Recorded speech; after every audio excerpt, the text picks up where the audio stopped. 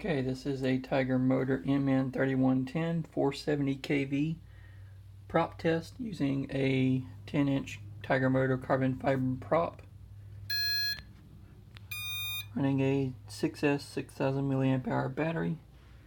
with a 30 amp ESC,